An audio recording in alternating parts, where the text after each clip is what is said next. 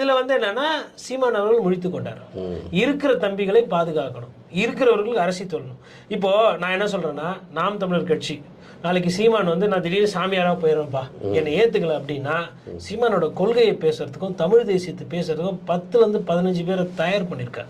அதுதான் தலைமை. 1000 கருத்து வேறுபாடு இருக்கும். முன்னுக்கு முரணா பேசுறாரு, முன்னாடி ஒண்ணு பேசுறாரு, அப்புறம் மாத்தி பேச, அதெல்லாம் இருக்கட்டும். இல்ல அவர் மீது தனிப்பட்ட விமர்சனங்கள் கருத்து வேறுபாடுகள் எல்லாருக்குமே இருக்கு. ஒரு விஷயத்துல தீர்க்கமா இருக்காருல்ல, இதுதான் இப்படிதான் அந்த ஒரு விஷயம் பிடிச்சிருக்கு மக்களுக்கு பிடிக்கும். சும்மா அவனே 6-8% ஓட்டு போய் போடல.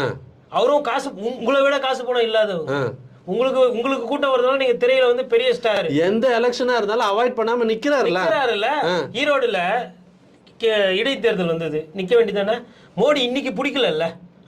இதே 1.5 வருஷத்துக்கு முன்னாடி பாராளுமன்ற தேர்தல் வந்ததுல அன்னைக்கு பேசியிருக்கலாம்ல. அன்னைக்கும் தமிழக மக்களுக்கு மோடி பிடிக்கல தானே. அப்பெல்லாம் எப்படி அமைதியா இருந்தீங்க? இப்ப பிடிக்கல. ஏன்னா இப்ப நீங்க